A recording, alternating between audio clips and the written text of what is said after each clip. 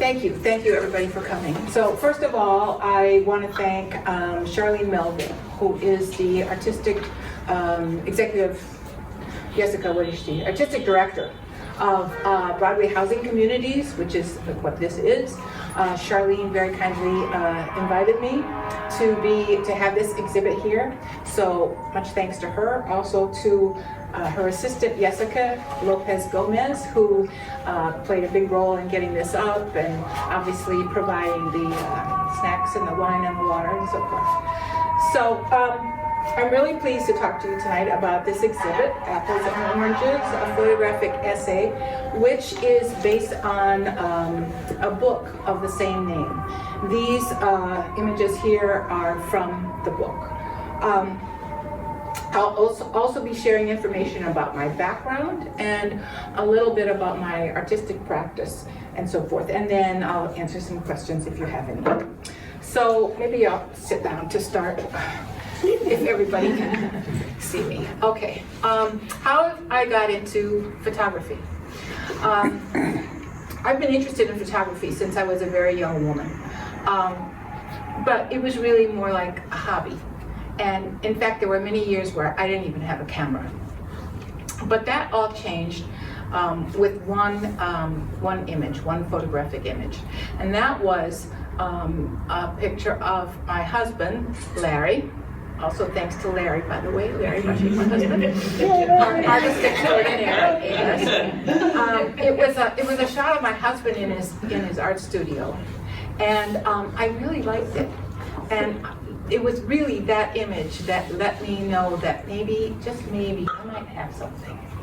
So I took it to the camera shop, and I had it printed, and I had it framed. And the very nice gentleman at the camera shop said to me, maybe you want to take some classes. And I was thrilled. I took that as inspiration, and I said, oh, maybe I really could do this. Okay, so I took a workshop here and there, and then one way I knew I was interested in this was that I would find articles on the internet, and I would just read. I didn't know what I was reading. There was stuff in there about color space and color gamut and hyperfocal distance, and I was like, what the is all of that? I didn't, but I kept reading no matter what, and that really let me know that I was truly interested in this.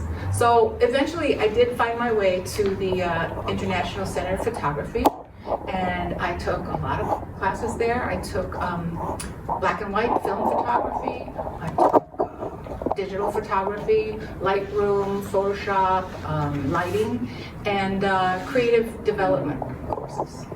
And one of my best and most inspirational courses was one called The Image and the Word. It was taught by Joanne Dugan, who I might add, she just this year won a Guggenheim Fellowship. So I'm so very happy for her, and it's really well deserved. But it's not that I wasn't aware that photographers, artists used words in their work. I mean, you know, Roy Lichtenstein, you know, prime example. But this seemed somehow personal for me.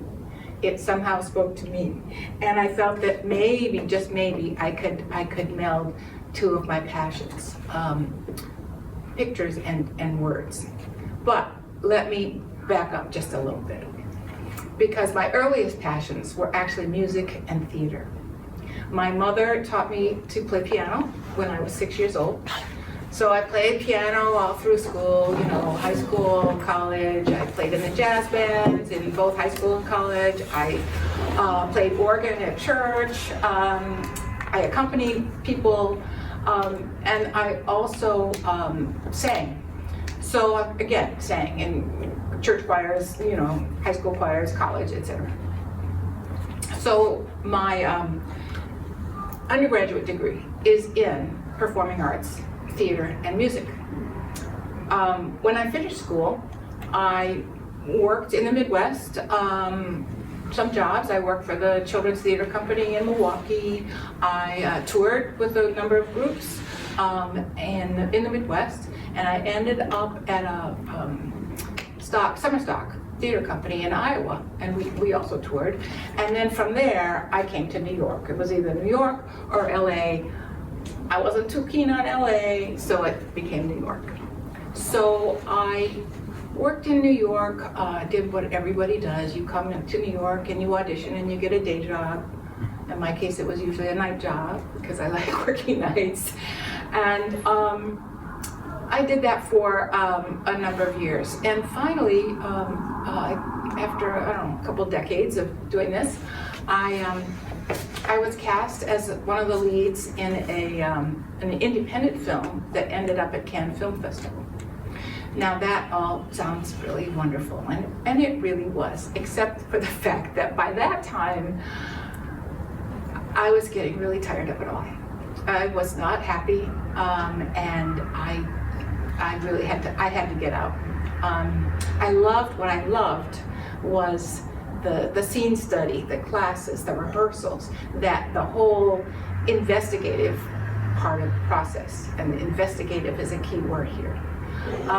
That's what I loved. What I didn't like was the auditioning, the feeling you had to constantly be on, and the feeling that you had to sell yourself. Now that's rather ironic because, of course, as a photographer, I still have to sell myself. So there it is. But I lost my place here. Instead, what I did was, since I was so unhappy in the theater world, I turned inward and I started writing. So, like every good little aspiring writer, I do indeed have an unfinished novel in my drawer at home. I have lots of short stories, finished and unfinished, in my drawer at home. But, so I cannot tell you what it was that prompted me to pick up the camera. But I did, and it stuck.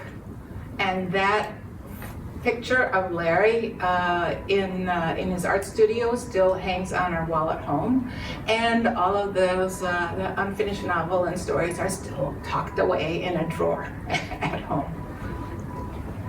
So,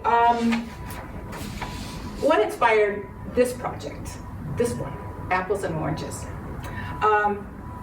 Despite my excitement over this course, the image and the word, I didn't use words in my photographs for the next few years, but that all changed in 2017. In January of 2017, I heard, and the world heard, for the first time, the phrase alternative facts. Of course, uttered by the infamous Kellyanne Conway in a Meet the Press interview. Now, I was very puzzled by this term. I was concerned, and then I was angry, and then I was gobsmacked, quite honestly, and I still am gobsmacked. So, a little footnote here, if you'll permit me. A few days ago, I was working on this talk. Now, I love words. I do the crossword puzzle every day. Many days I need help toward the end of the week, but I do the crossword puzzle every day. And sometimes I go into the New York Times archives to find a simple one, Monday, Tuesday, the simpler one. So because I find it relaxes me. So imagine my surprise when I saw it was 66 across in this puzzle that said, coiner of the term alternative facts. All the way across, Kellyanne Conway. So that was quite interesting. At any rate, I thought long and hard about this, and it took me a few months, but eventually I decided that I needed to personally respond to this. We say that there's an alternate route home, right? It's an alternate route. Maybe it's longer, more scenic, whatever, but it's an alternate. But we can't travel those routes at the same time, now can we?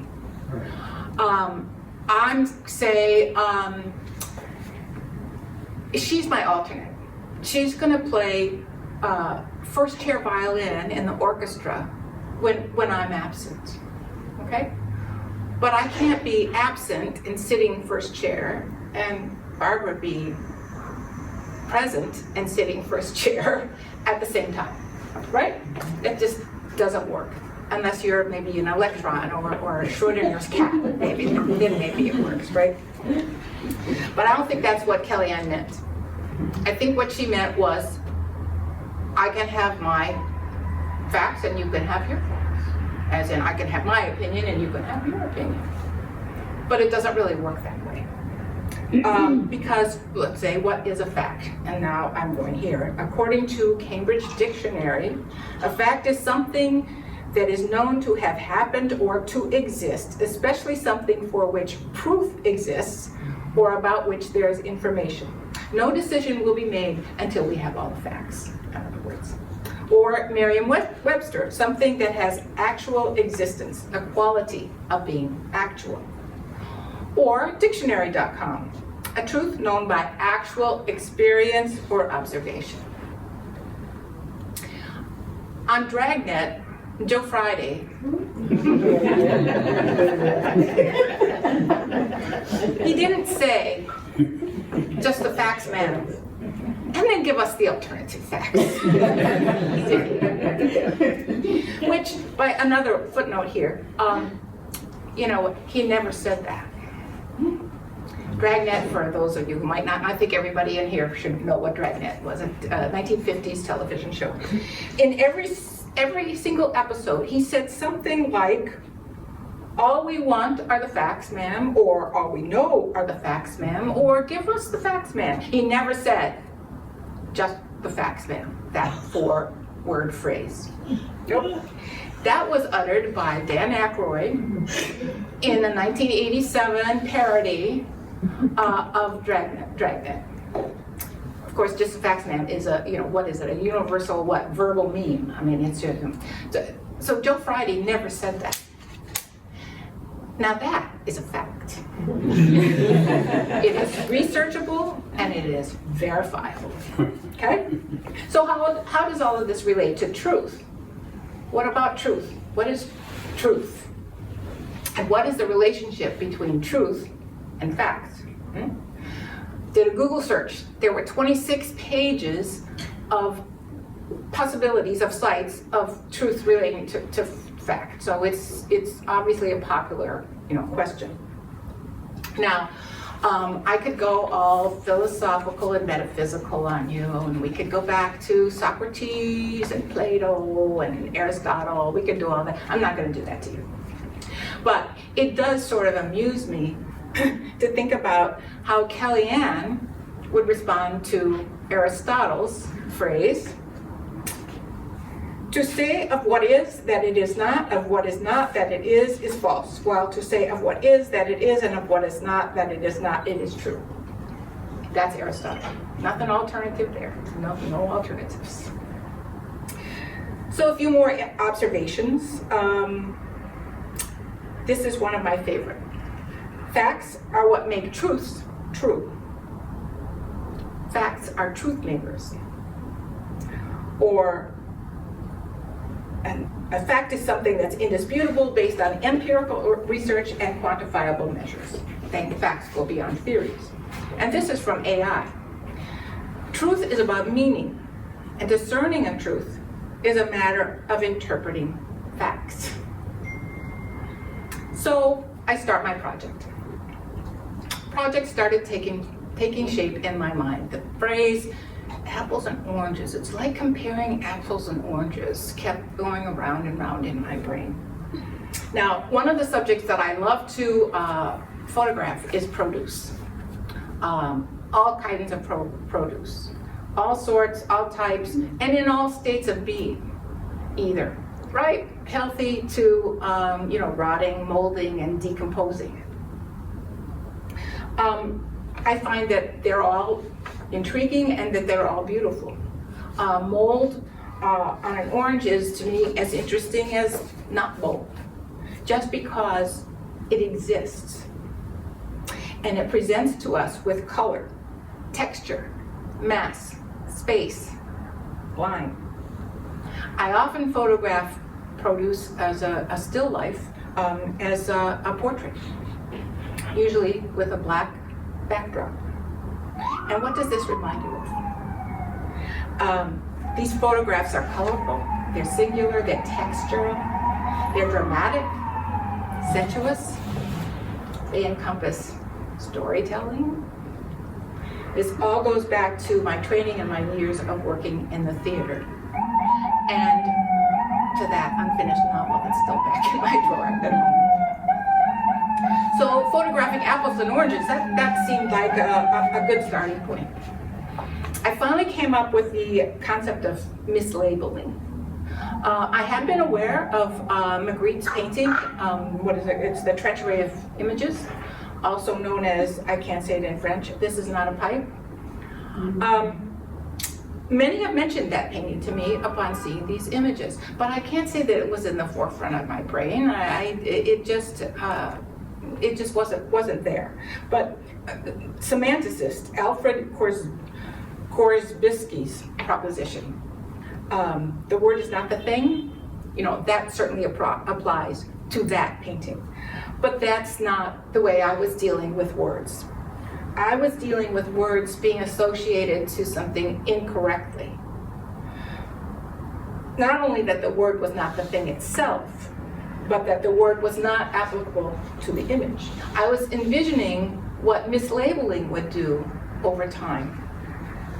Do we end up believing lies if we're told lies often enough? Lenin certainly thought so. That's the quote for Lenin right there. A lie told often enough becomes the truth. It's sort of like the children's telephone game. What this little set of ears over here hears whispered in the beginning is not what this little set of ears reports hearing at the very end. The more a lie is told, the more deeply it penetrates into our consciousness until we are no longer aware that we believe lies to be truth. So after so much brainwashing, do we end up even caring? I wondered, how can a society exist when there's no consensus on what is true and what is false? So I began to photograph apples and oranges in all states, until the end result would be like the telephone game, unrecognizable.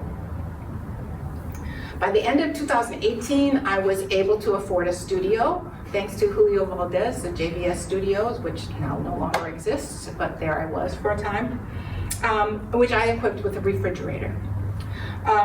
This meant that I could keep fruit for ages, to be aged, without any noxious odors or smells, to be a nuisance to myself or to my husband. Which, by the way, it was my husband who purchased it for me. So, as my fruit continued to deteriorate, I continued shooting. I'm really not sure at what point I decided to add the quotes. A few people here tonight have asked me about the quotes. I'm not sure when that was, but I knew that I really wanted the images to stand on their own, but I really just felt that the quotes would provide an added dimension. I did a preliminary research, again, trust the internet, and there was a mammoth cache of truth quotes. It was almost overwhelming. But here would be an historical and a cross-cultural insight into telling what the truth means and what the danger of telling lies. Now, as you know now, I'm a lover of writing, so you know that I had a really wonderful time gathering these quotes. Now, obviously, I couldn't use all of them, but I found well over 100 that would have been extremely viable for what I was trying to do. So obviously I had to winnow it down. But I thought I might share with you just a few of the ones that didn't, that went on the cutting room floor, right? That I really liked, but I couldn't use. And one is from Picasso. art is a lie that makes us realize the truth. That was pretty nice. Also Ben Shapiro, facts don't care about your feelings.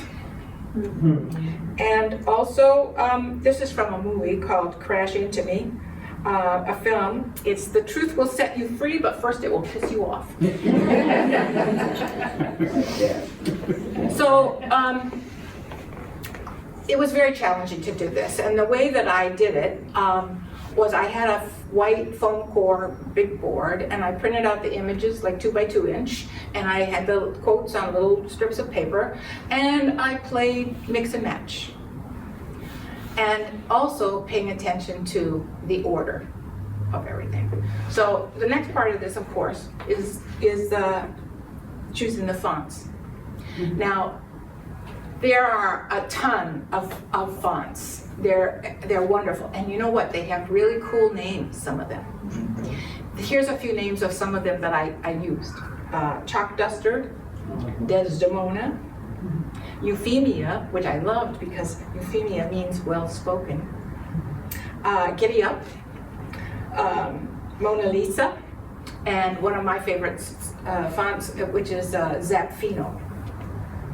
Now, matching the font to the image, to the quote, was a challenge, but it was quite rewarding. And I worked very hard to make sure that the quote and the placement of the quote would end up revealing the essence of the image and the quote.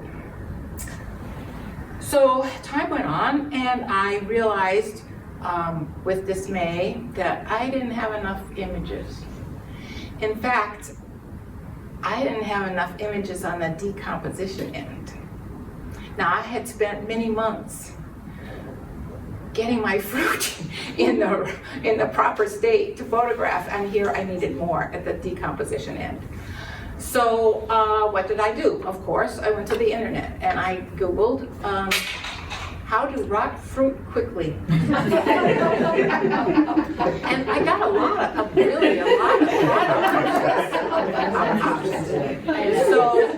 So what I did was I placed the fruit in a paper bag, either naked or in a plastic container into a paper bag, and I put that all, strewed that across the floor in my studio. Now I couldn't put them in the refrigerator because that was going to take too long. So I was very concerned about odors, and I was really, really worried that there were going to be some little four-legged creatures or many-legged creatures, investigating. So I was really quite nervous about this, but it was the only thing to do. So every time I came to the studio, I would kind of like crack the door open and see if there was any evidence of any of those, the presence of any of those critters. There wasn't, thankfully. And if you're wondering how I dealt with photographing this moldy, decomposing fruit, you would be correct in assuming that it was really yucky. I might enjoy photographing these things, but touching them was a whole nother thing. I tried latex gloves, but that slowed me down too much. And even so, the process was, pose the fruit, wash and wipe my hands, take a shot, check it, pose the fruit again, wash my hands, take a shot. You get the picture over and over again. So eventually though, I did feel like I was finished. I thought, I think I'm done.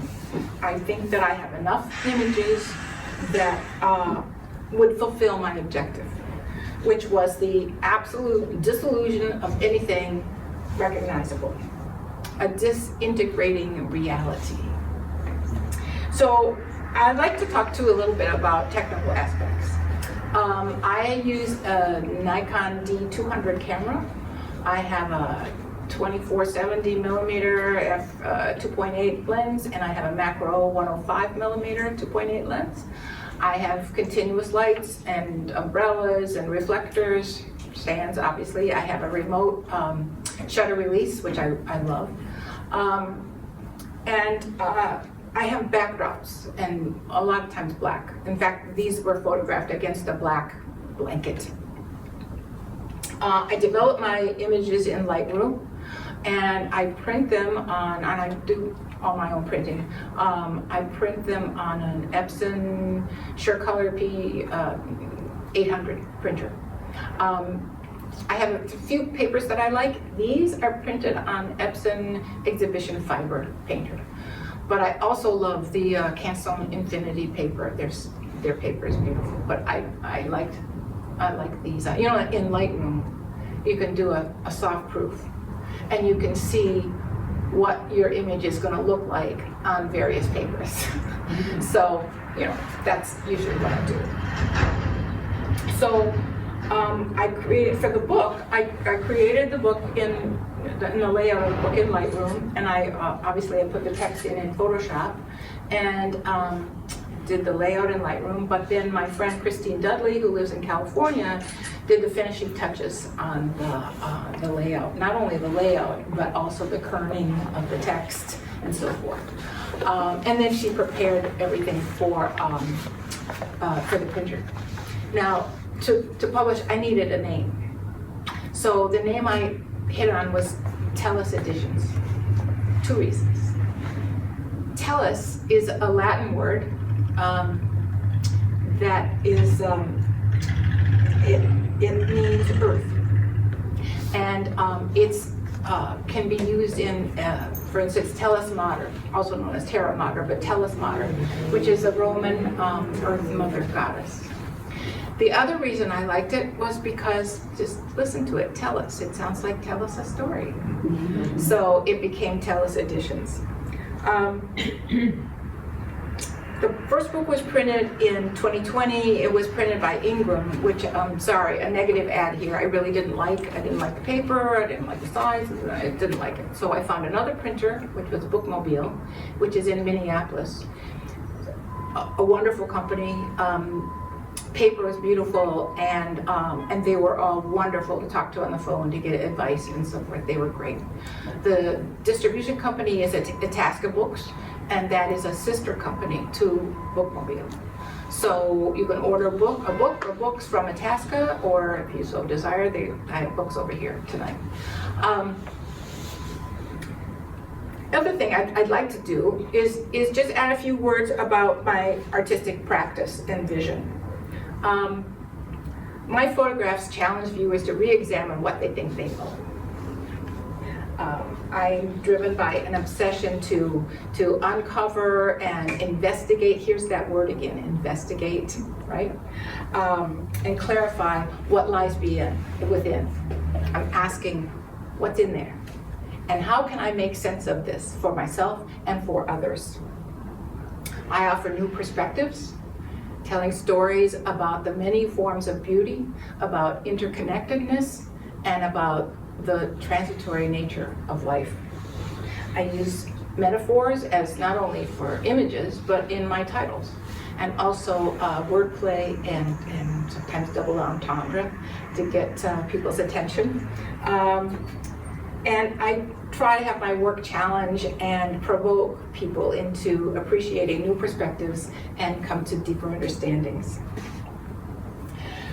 I would like to end by saying that I really wanted this exhibit to be done now, before the election, because I feel we're facing such important, life-changing questions and dilemmas for ourselves, for our country, and also for the world.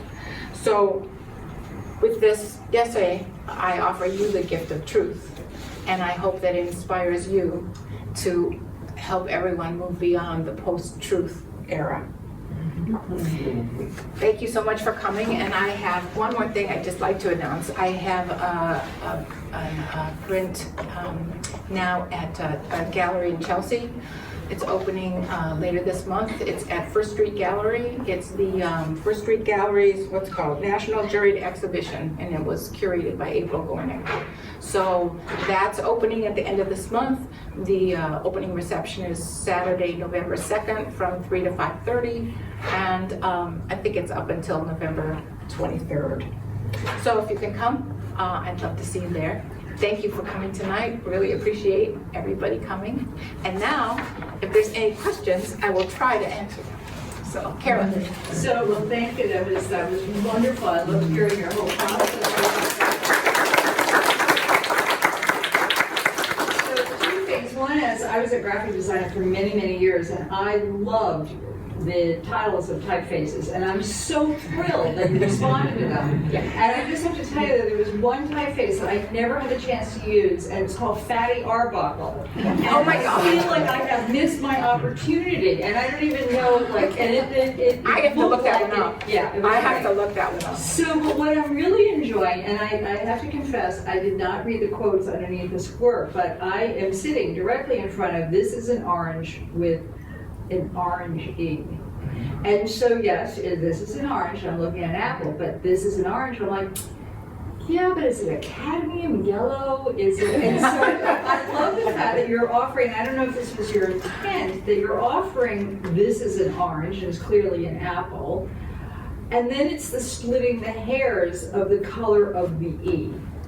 Intentional, totally intentional. Okay. Yep. Yeah, I've been really enjoying That whole process of the fonts and figure out not only which fonts, but where they were going to be placed. And how they were going to be placed. That I loved that part of it. Well, I can tell you also as a graphic designer, and I mean, my husband and I will go out to dinner, and I'll look at a menu and I'm like, you could drive a truck for broccoli and raw. That's my own heart. So I have to tell you, you did such a beautiful job. There's not one of these that I would change. Oh, so, thank you so much. That's very sweet. And my person, Christine Dudley, who helped with the kerning and all that kind of stuff, she would thank you for that. Please extend, bravo. Yeah, thank you. Okay, anybody else? Well, I must have answered the world's questions. Do you make these bigger?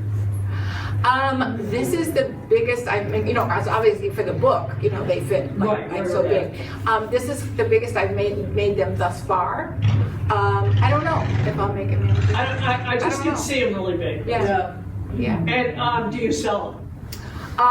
Well, this exhibit is the first time that these have been shown, right? Like this. So obviously I sell the book, but these have they're up for sale, but no, not yet, but I probably will and can. I'm going to shop this exhibit to some other places. I have a couple of ideas where I would love to see. I would love to see these as big posters. Yeah. We'll see. Yeah. There we go. See what we can do. Where I'm sitting, there's another like serendipitous art because the exit sign is reflected here. Right next to the green, and then it's also got the overhead light. Oh yeah. It's I'll have to come sit where you're sitting. But yeah, you'll have to come sit there. It's something added. You may not have wanted it, right? Well, quite honestly, I know all of you people, so I can say this. I had to use, just for cost reasons, I had to use plain glass for these. So if I shop this around and it gets to a better place, should I say, I will switch out the glass. I will cough up the money and I will switch out the glass for non-glare glass. Yeah, museum plexi non-glare is very sexy, but it's very expensive. It was. I was looking at what I was already spending, and then I was like, I just can't. So You might want to just grab a shot of that. I'm gonna go sit there. When we get up, I'm gonna go sit there and see what you're seeing. You see it? I see it, but I don't see it at all. No, right in the green I think we're all gonna have to sit down in that chair. Last night, Larry, I'm always looking at the. anybody who wants to come sit. Last night, I'm always looking at the moon through our bedroom window before we close out the blinds, right? And last night, Larry called me into was it the moon or was that the sign? No, it was at daytime. He called me into the room and said, look at the sign over there. That those people across the way put up this sign. So I went over there and I looked and I didn't get a damn thing. And finally he was like really frustrated with me. And finally I realized he's tall. He was looking through the top window. I was looking through the so you gotta be careful. You gotta be But you did see the sun. I did finally see the sun. Yeah, he opened the window for me. I bent over. Okay, anything else? Thank you all for coming. Oh, yes, Mary. I just wanted to say congratulations and Thank you. how much I enjoyed it. I really like that you followed through with the decomposition so that you start to question your own sense of truth, Exactly. and can see all the levels of it. And also that I've seen other photographic work like Funkelbergs and other people who will make a fiction, but the viewer doesn't really know it, and so it's kind of a play on knowledge, like a museum piece that maybe an average viewer won't know about. I don't know if you know the kind of thing I don't I'm thinking know. about. Well, he had this thing where he made like fake botanical specimens, and so if you don't know it, you think that they're really these unusual plants, and he had like scientific names and everything, which is all interesting, but I really like that your work is more interesting because you leave the sort of the power with the viewer, rather than make it about the knowledge of an expert or in the museum, and you kind of turn it back around. So Thank you. yeah, so Thank you for saying that. I have to say, I'm in this singing group now with my friend Bettina, who's right over here. And there's one woman, what's her name? Tanya, who zooms in from Germany.